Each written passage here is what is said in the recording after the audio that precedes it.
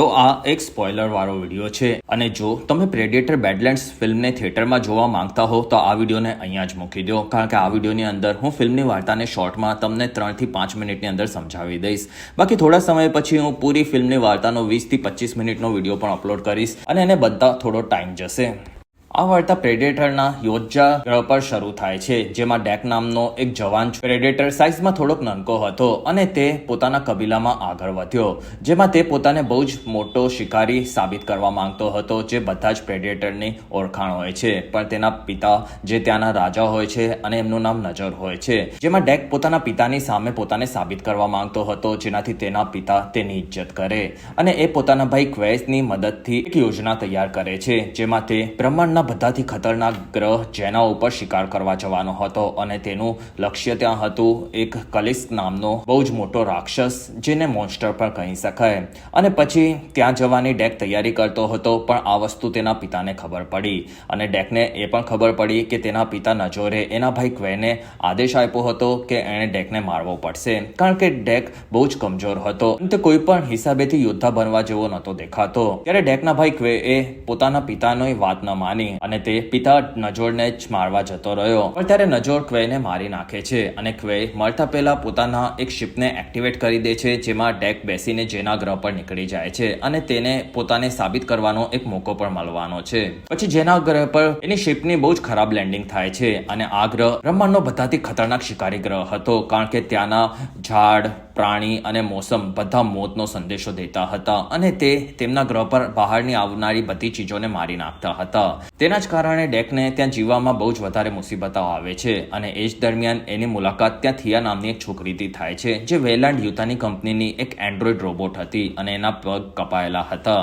ત્યારે થિયા કહે છે કે મેં કલિસ્ક સાથે લડાઈ કરી હતી, તેણે મને આ નુકસાન પહોંચાડ્યું છે.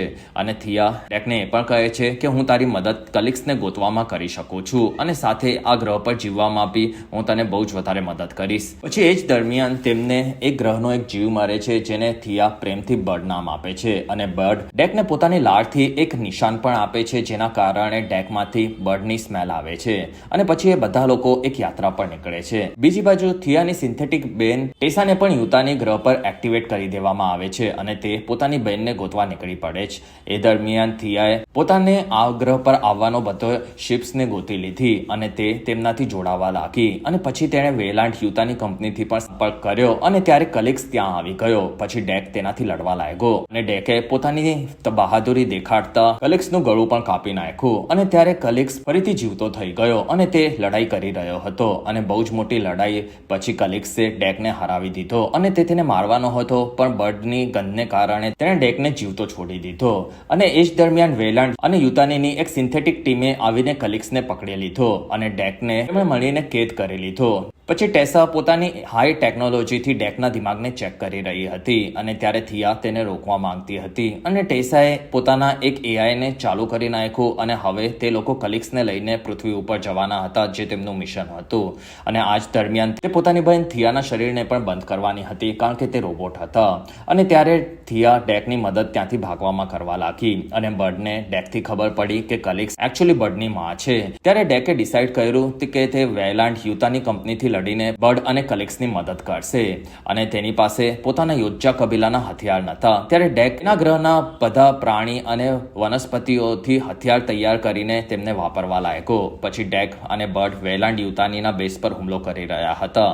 ત્યારે કલિક્સને તેઓ પૃથ્વી પર મોકલવાની તૈયારી કરી રહ્યા હતા અને એ જ દરમિયાન ડેકે બહુ જ બધા સિન્થેટિક રોબોટને નષ્ટ કરી નાખ્યા અને પછી થિયાને નવા રોબોટિક પગ મળી ગયા, તેના કારણે તે પણ બચી નીકળી અને પછી તેના અંદરની લડવાની પાવર્સ તેણે એક્ટિવેટ કરી નાખી. પછી ડેકે કલિક્સને આઝાદ કરાવી દીધો.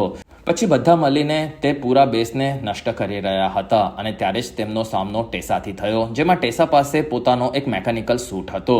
તે ડેકની યોજ્જાત લેઝર તલવાર પણ વાપરી રહી હતી. પછી ત્યાં કલિક્સ અને ટેસાની લડાઈ થઈ, જેમાં કલિક્સે ટેસાને બહુ જ વધારે ઘાયલ કરી નાખી હતી, પણ ટેસાએ ઊભી થઈને કલિક્સને મારી નાખ્યો અને પછી તે થિયાને મારવા જતી હતી અને ત્યારે બર્ડે આવીને ટેસાને મારી દીધી. અને ત્યાર પછી ડેક, બર્ડ અને થિયા ટેસાની ખોપડીને ટ્રોફીના રૂપમાં લઈને પોતાના ગ્રહ પર પાછા આવે છે ત્યારે ડેક પોતાના પિતાથી સન્માનની માંગ કરે છે, પણ તેના પિતા નજોળને ડેક હજી પણ કાબિલ નથી લાગતો અને ત્યારે ડેક પોતાના ભાઈ ક્વેરના બદલા માટે પોતાના પિતાથી લડાઈ કરે છે અને તેમને મારી નાખે છે. ફિલ્મના અંતમાં ડેકની માં એક બહુ જ મોટા શિપ પર આપણને પાછી આવતી જોવા મળે છે અને એની જ સાથે આ ફિલ્મ આગલા પાર્ટનો સંદેશો દઈને અહીંયા જ ખત્મ થઈ જાય છે. અને જો તમને આ વિડીયો પસંદ આવ્યો હોય અને તમે પ્રેડેટર બેડલેન્ડ્સ કાં તો પછી કોઈ જૂની પ્રેડેટર ફિલ્મની વાર્તા જોવા માંગતા હો તો મને નીચે કમેન્ટ કરીને જણાવો અને એ પહેલાં આ વિડીયોને લાઇક, કમેન્ટ, શેર કરીને ચેનલને સબસ્ક્રાઇબ કરવાનું ન ભૂલતા.